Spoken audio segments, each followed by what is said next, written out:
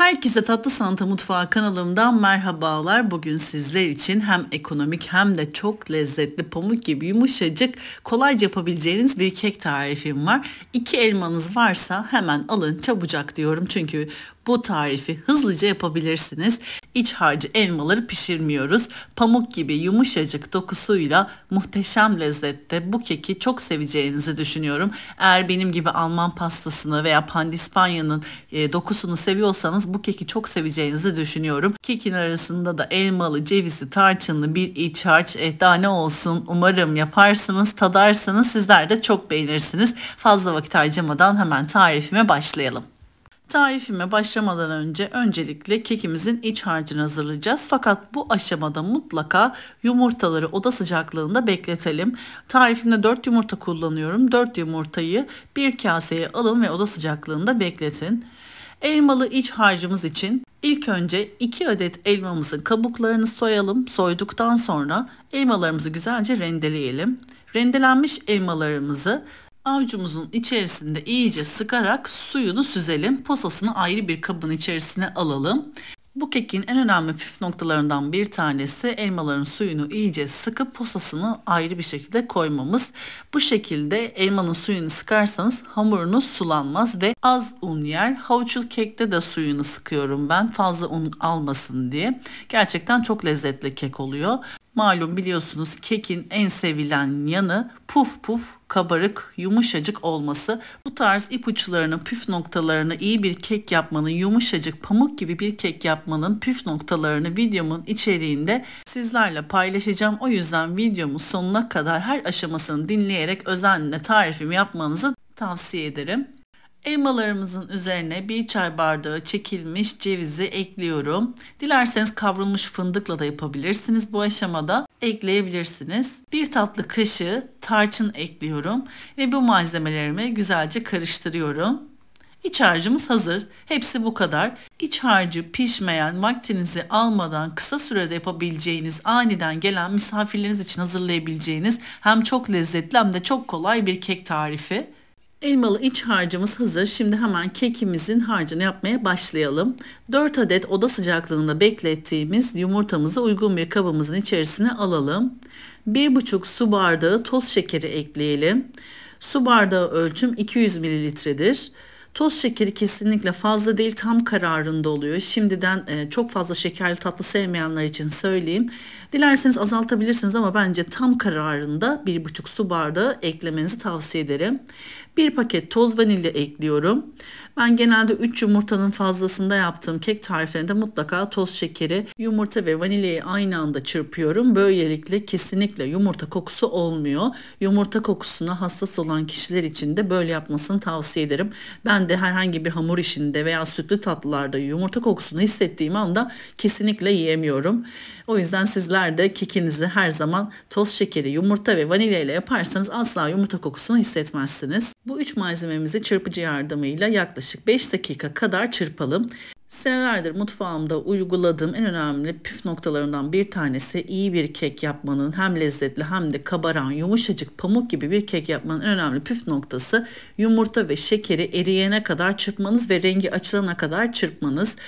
Bu en önemli püf noktasıdır. Oda sıcaklığında olan yumurta ve toz şekeri 5 dakika boyunca çırpılırsa rengi açılacaktır. İstediğimiz kıvamda olacaktır. Ben bu aşamaları sizleri sıkmak istemediğim için parça parça renk geçişlerini de göstermek istediğim için paylaşıyorum. Bakın yavaş yavaş koyu sarı rengindeki karışımımız gitgide beyaz rengine kadar döndü. Pandispanya veya Alman pastası yaparken veya bu tarz pamuk gibi elmalı kek tarifi yaparken en önemli püf noktalarından bir tanesi yumurta ve şekerin krema rengine dönene kadar ve kıvamına dönene kadar çırpmanız. Tam istediğim kıvamda oldu. Şimdi hemen 1 su bardağı oda sıcaklığında hazırladığım suyumu ekliyorum. Süte alerjisi olanlar bu tarifi gönül rahatlığıyla yapabilir. Sütle yapılan kekler biraz daha cıvık bir hamur olsa bile genellikle daha böyle tok sert bir kek hamuru olabilir. Ama suyla yapılan pandispanyalar olsun, bu tarz pamuk kekler olsun daha yumuşacık pamuk gibi oluyor. Eğer bu tarz pamuk gibi kekler seviyorsanız bu tarifi birçok meyveli kekli tariflerde de uygulayabilirsiniz aynı yöntemle. Yarım su bardağı sıvı yağ ekliyorum.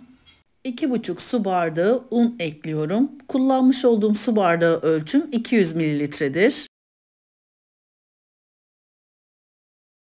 1 paket hamur kabartma tozu ekliyorum. Bu malzemelerimi de tekrardan çırpıyorum. Kek harcımızı çırptıktan sonra yağlı kağıt serdiğim kelepçeli kalıbımın içerisine kek harcımı döküyorum. Yağlı kağıdı kelepçeli kalıbınızın ölçüsünde kesip hafiften tereyağı veya margarinle yağlayın. Sonrasında yağlı kağıdı yapıştırın. Dilerseniz kelepçeli kalıp yerine normal kek kalıbında da bu tarifimi yapabilirsiniz. Kek harcımızın yarısından biraz fazlasını alt tabanına ekleyelim. Arasına elmalı iç harcımızı ekleyeceğiz. Spatula ile şöyle üzerine düzlüyorum. Sonrasında elmalı iç harcımı kek harcımın üzerinin her tarafına gelecek şekilde döküyorum. Kullanmış olduğum kelepçeli kalıbım 28 santimdir. Bu ölçülerde normal yuvarlak borcamda da bu tarifi hazırlayabilirsiniz. Şimdi elmalı iç harcımı döküyorum.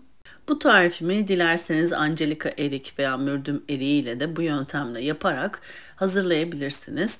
Öyle de çok lezzetli oluyor. Daha önce de yapmıştım. Yaz mevsimi geldiğinde alternatif olarak erikli de yapabilirsiniz. Hatta havuçlu, cevizli, tarçınlı kek olarak da bu tarifimi alternatif olarak hazırlayabilirsiniz. Havuçları bu şekilde rendeledikten sonra suyunu sıkıp ceviz ve tarçın ekleyip yine kekin ara katmanına dökebilirsiniz. Öyle de çok lezzetli oluyor. Elmalı iç harcımın üzerine kalan kek harcımı döküyorum. Her tarafına kek harcımı yayıyorum.